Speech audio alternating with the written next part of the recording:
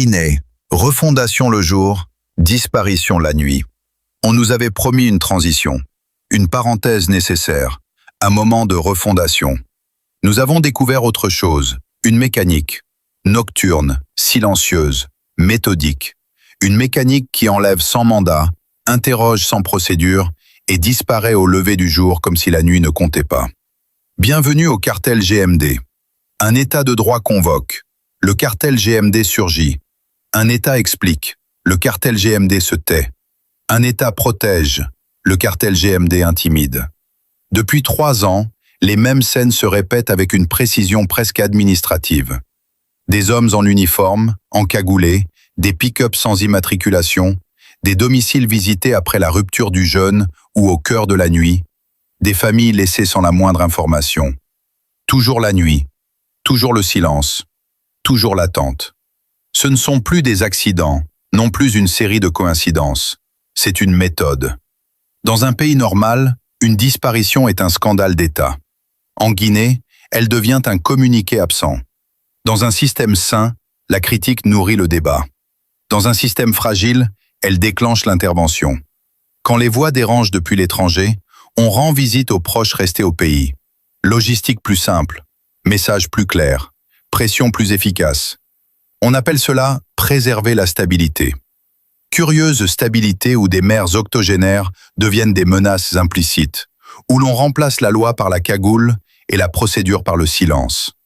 Curieuse souveraineté où l'État paraît puissant face aux familles et muet face aux questions. Un cartel ne publie pas de décret, il impose des réflexes. Il ne débat pas, il neutralise. Il ne répond pas, il laisse planer. La disparition forcée n'est pas seulement une violation des droits humains, c'est une arme psychologique. Elle suspend le temps, paralyse les familles et installe la peur diffuse, celle qui ne se voit pas, mais qui s'infiltre partout. On apprend à parler plus bas, à téléphoner plus prudemment, à espérer sans trop y croire. Le plus inquiétant n'est pas la brutalité, c'est la banalisation. Quand un pays commence à considérer l'enlèvement comme une péripétie, quand les disparus deviennent des noms chuchotés plutôt que des urgences nationales, quand l'absence d'information devient la norme, alors la peur a déjà gagné du terrain. Un pouvoir sûr de lui n'a pas besoin d'encagouler. Un pouvoir légitime n'a pas besoin de mystère.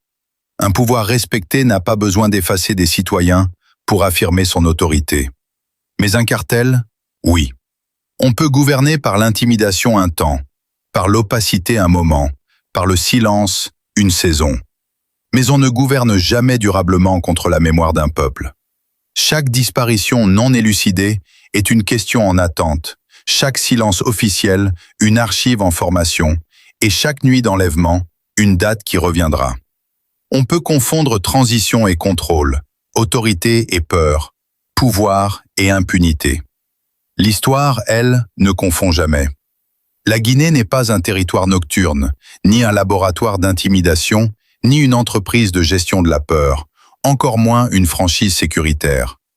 Un pays ne peut pas être continuellement et impunément transformé en un cartel.